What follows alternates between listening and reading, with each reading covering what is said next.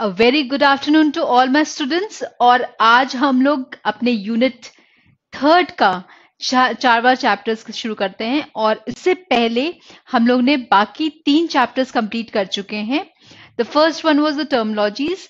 Terminologies please अच्छी तरह से याद करना है। ये यूनिट बहुत ही इंपॉर्टेंट यूनिट है टेक्सटाइल का, बिकॉज इससे क्वेश्चंस बहुत सारे आते हैं। ठीक है, सो आपको हर एक चैप्टर, हर एक टॉपिक को बहुत बहुत ध्यान से रखना है। The first topic was my terminologies.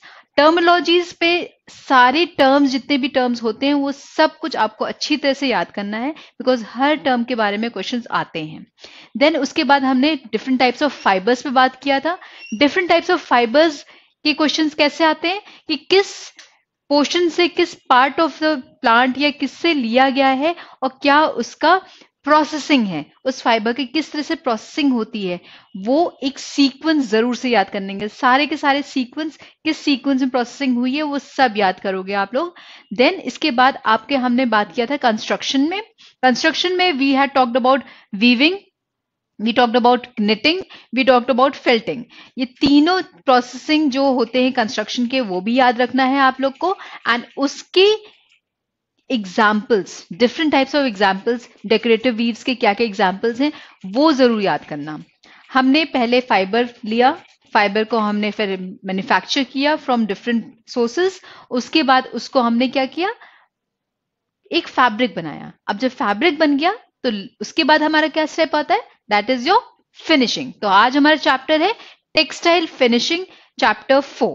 ठीक है, सो इसमें सबसे पहले हम लोग जो बात करते हैं वो करते हैं कि वाई वी फिनिशिंग, फिनिशिंग हम करते क्यों हैं।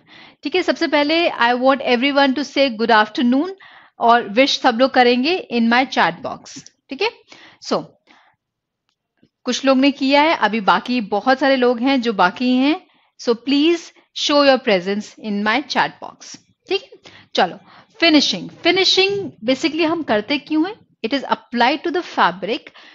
जब तक हमने उसको फैब्रिक को कंस्ट्रक्ट कर लिया, उसके बाद हम फिनिशिंग में देते हैं उस फैब्रिक को, जिससे कि उसका अपीयरेंस अप्रूव हो जाए and you have a feel good factor with all the properties.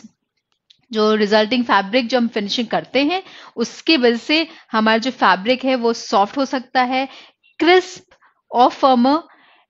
अगर हमने इसमें फिनिश को अप्लाई कर दिया तो इसका फील फैक्टर जो है वो इंक्रीज हो जाता है। We can even embossed, we can use the brushing, soothing, by कैसे, बाय टेक्सचर को चेंजेस करके हम उसका हम एम्बॉसिंग कर सकते हैं, थोड़ा सा ब्रशिंग या सूदिंग इफेक्ट ले सकते हैं। ठीक है, we can make by making the finishing से हम लोग क्रीज रेजिस्टेंस या स्टेन रेजिस्टेंस प्रोवाइड कर सकते हैं for the fabric. And also the care requirement are modified by making it easy to wash, quicker drying times and color fast। ये सब चीजों से हम लोग आराम से फिनिशिंग कर सकते हैं। और एक और बहुत इंपॉर्टेंट चीज जो है फिनिशिंग में, दैट वाज इज की फिनिशिंग को आपको एक एस्थेटिक वैल्यू देता है। ठीक है, सो जब हम बात करते हैं factors, what are the factors affecting the finishing, तो पहला चीज है, डिपेंड करता है किस तरह का फैब्रिक है। किस तरह का फैब्रिक है वो आपका फिनिशिंग का पैटर्न बताता है कि फैब्रिक कैसा है, उस हिसाब से हम फिनिशिंग देते हैं। देन उसका कॉम्पोजिशन क्या है, किस तरह का हमने वीव दिया है, ये सब चीजें बता सकता है, जिससे कि हम उसमें फिनिशिंग ऐड कर सकते हैं। दूसरी प्रॉपर्टी क्या है, that is your physical property. कितना वो फाइबर जो है सॉफ्ट है, कितना स्टिफ है, कितना उसमें टेंसाइल स्ट्रेंथ है, कितना इलोंगेशन है, कितना उसमें श्रिंकेज प्रॉपर्टीज है, या कितना वो इंसुलेटर है, वो डिपेंड करता है। उस हिसाब से हम लोग फिनिशिंग प्रोवाइड करते हैं। And also the end use of the material, कि वो अगर हमने फिनिशिंग दिया तो वो नॉन श्रिंकिंग है कि नॉन क्रीजिंग है, या क्रीज रिटेंशन है उसमें, या ड्रैपिंग रेजिस्टेंस है टू एनी ऑफ एब्रेजन। तो डिपेंड करता है किस तरह का है, उस हिसाब से हम लोग फिनिशिंग ऐड करते हैं। ठीक है, एंड इसके साथ साथ एक और चीज होती है, that is the receptivity of fabric to various finishing operation.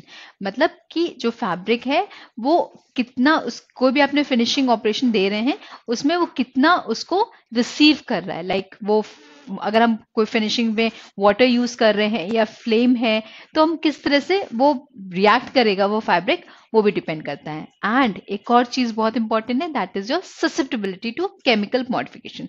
तो नेचर ऑफ द फैब्रिक, उसका कॉम्पोजिशन, देन उसका receptibility, susceptibility to chemical modification, ये सब कुछ डिपेंड करता है कि हमने किस तरह का फिनिशिंग ऑपरेट हम करना चाहते हैं। ठीक है, चलो जब हम फिनिशिंग की बात करते हैं तो उसको हम क्लासिफाई करते हैं दो टाइप में, एक होता है एस्थेटिक, एक होता है आपका फंक्शनल। एस्थेटिक में क्या होता है, एस्थेटिक का मतलब ही क्या होता है कि इसको देखने में बहुत सुंदर लग रहा है आपका फैब्रिक, तो हम उसको एस्थेटिक लुक देते हैं। और एक फंक्शनल फिनिश क्या होता है, जो कि कुछ वर्क करता है, जैसे कि मॉथ रेजिस्टेंस या क्रीज रेजिस्टेंस, ये जो है फंक्शंस दे रहा है, कोई एक प्रॉपर्टी दे रहा है, उस फैब्रिक को ऐड ऑन कर रहा है, ये होता है। क्लासिफाई करते हैं हम दो तरीके से। इसके अलावा हम बहुत और तरीके से भी क्लासिफाई कर सकते हैं फिनिशिंग को, according to the quality. It can be temporary, मतलब कुछ देर के लिए किया है, सेमी परमानेंट, मतलब कुछ कुछ दिनों के लिए है उस फिनिशिंग का प्रॉपर्टी, या परमानेंट। तो हम डिपेंड करता है किस तरह की क्वालिटी हम फिनिशिंग को दे रहे हैं, तो it can be temporary, semi permanent and permanent.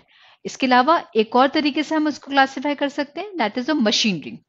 हमने कोई केमिकल्स यूज करके फिनिशिंग दे रहे हैं या मैकेनिकल कोई फिनिशिंग दे रहे हैं, इट डिपेंड्स ऑन दैट कि हम उसको हम दो तरीके से कन्फाई कर सकते हैं। लेकिन जनरली हम लोग दो तरीके से फिनिशिंग को क्लासिफाई करते हैं, one is aesthetic and one is functional.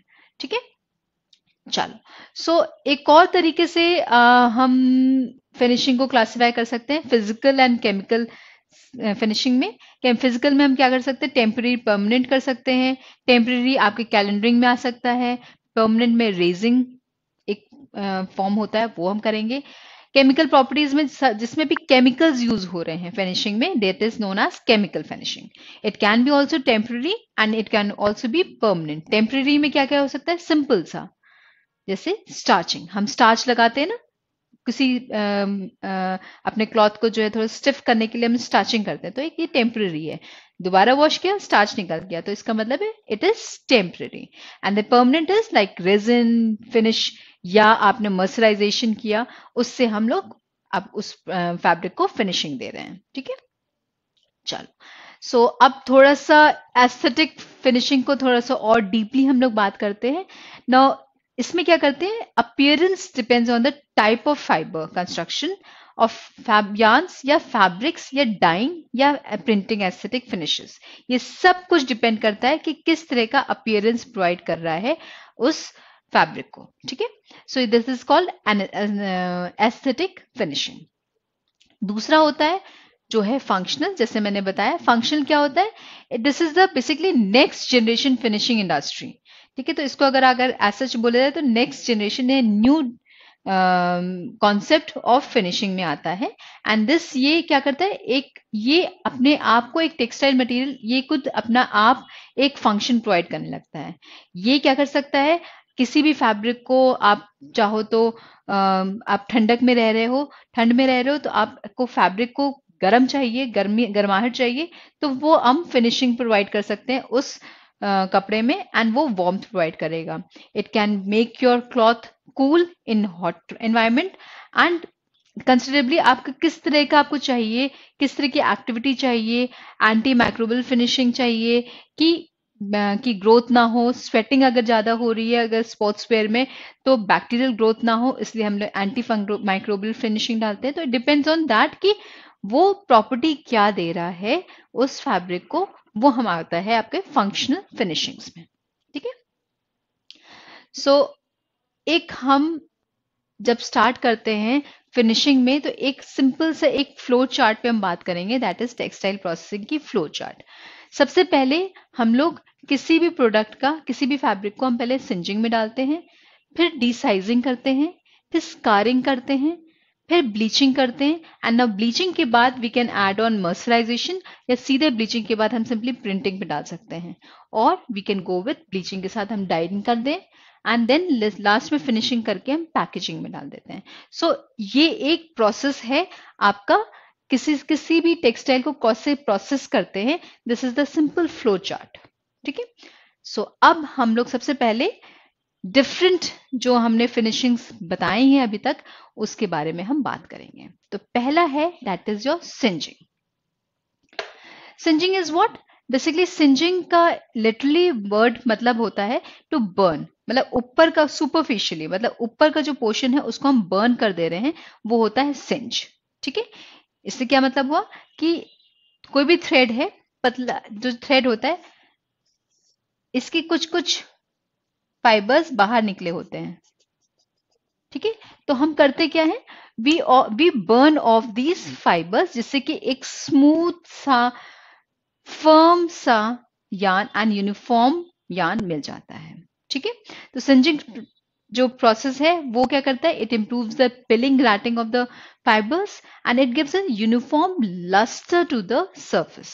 ठीक है, एक पतला सा सर्फेस हो जाता है, जो हमारा ये जो बाहर निकले हुए हैं जो धागे, वो बर्न ऑफ हो जाते हैं एंड एक स्मूथ सा सरफेस हमें मिल जाता है थ्रू सिंजिंग प्रोसेस। ठीक है, एक और आता है, इसको हम कहते हैं शेयरिंग।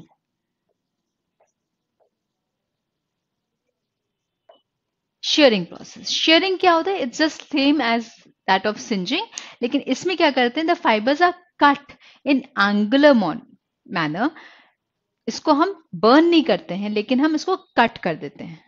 ठीक है, तो ये हो जाता है शेयरिंग प्रोसेस। ठीक, नेक्स्ट आता है आपका डी साइजिंग। डी साइजिंग का मतलब क्या होता है, basically removal of sizing materials आज called desizing. Sizing materials में क्या क्या होता है, जैसे कि आपका स्टार्चेस, जो आपके किसी भी कंटेंट को थोड़ा सा स्टिफ कर दे रहे हैं, वो होता है साइजिंग मटेरियल। तो उसको जब हम रिमूव करते हैं, उसको हम उस प्रोसेस कहते हैं डी साइजिंग। डी साइजिंग आपके तीन तरीके के हो सकते हैं, you can use by water D sizing, acid, enzymes and एक और होता है oxidation, oxidation process.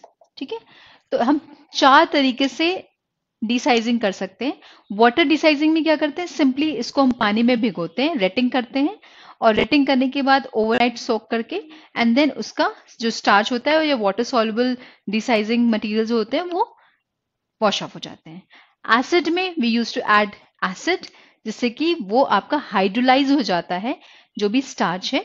Amylose and amylopectin में जब हमने बहुत पहले फर्स्ट यूनिट में पढ़ाया था कि जो स्टार्च है वो दो कंटेंट से मिलकर बना होता है, that is amylose and amylopectin. तो एसिड जब डालते हैं तो वो हाइड्रोलाइज हो जाता है अमाइलोज एंड अमाइलोपेक्टिन में। एंजाइम्स में क्या करते हैं हम लोग, एंजाइम्स में अमाइलेज एक एंजाइम डाल देते हैं, जिससे कि जो आपका स्टार्च है वो हाइड्रोलाइज हो जाता है एंड वो रिमूव हो जाता है। एक और प्रोसेस होता है दैट इज ऑक्सीडेशन। ऑक्सीडेशन में oxidising agent especially caustic soda हम लोग यूज करते हैं, जिससे कि डीसाइजिंग हो सकता है। तो ये आपके चार तरीके के डीसाइजिंग से हम इसको यूज कर सकते हैं। ठीक है, देन आपका आता है दूसरा process known as scouring and bleaching. ठीक है, स्कारिंग क्या करता है, it is to remove the foreign materials like wax, dirt, processing oils and sizing compounds. ये सबको अगर हम रिमूव कर रहे हैं, जितने भी फॉरेन मटेरियल्स हैं, उसको हम कहते हैं scarring. And scarring basically scarring agents कौन कौन से होते हैं, इट कैन बी सोप और any of the synthetic detergents with alkaline builders. ठीक है, इसके बाद हम लोग करते हैं what is that, bleaching.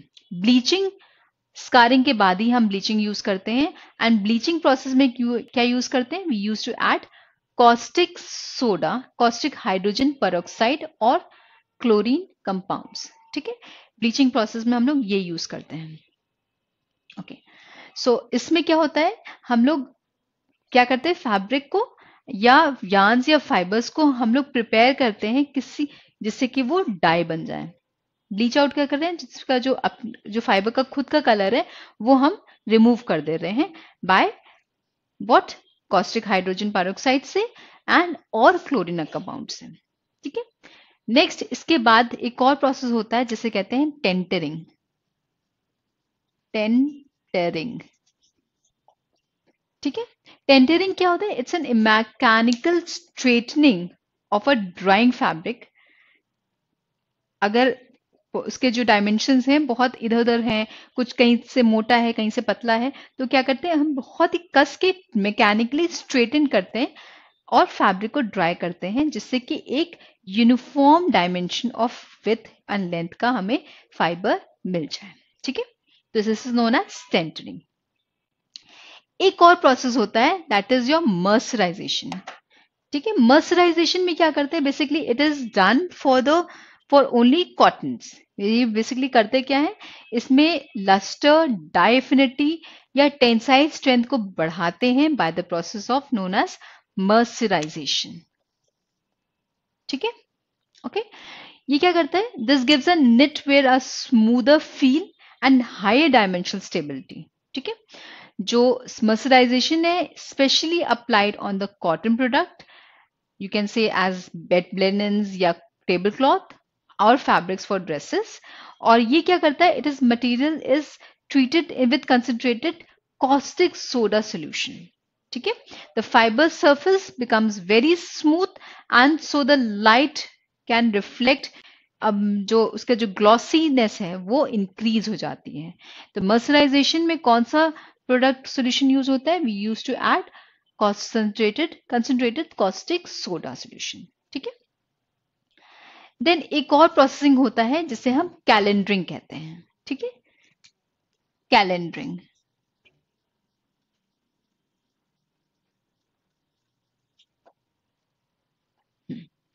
Calendering, ठीक है, ये क्या होता है, it is a mechanical finishing to give a very soft smooth surface to the fabric.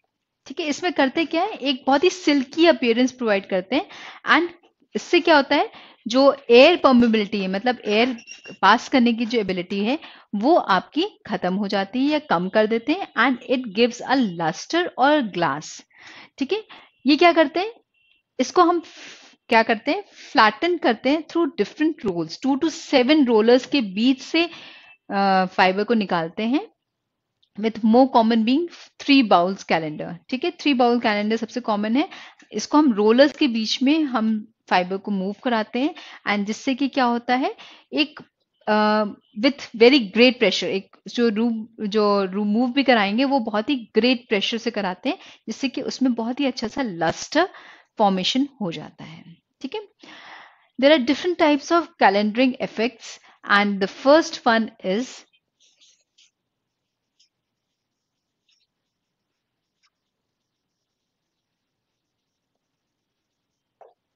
ठीक है, सरफेस ग्लेजिंग।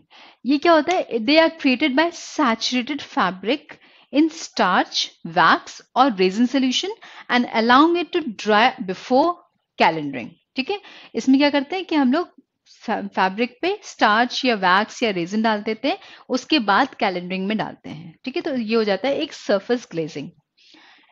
नेक्स्ट होता है सायर इफेक्ट।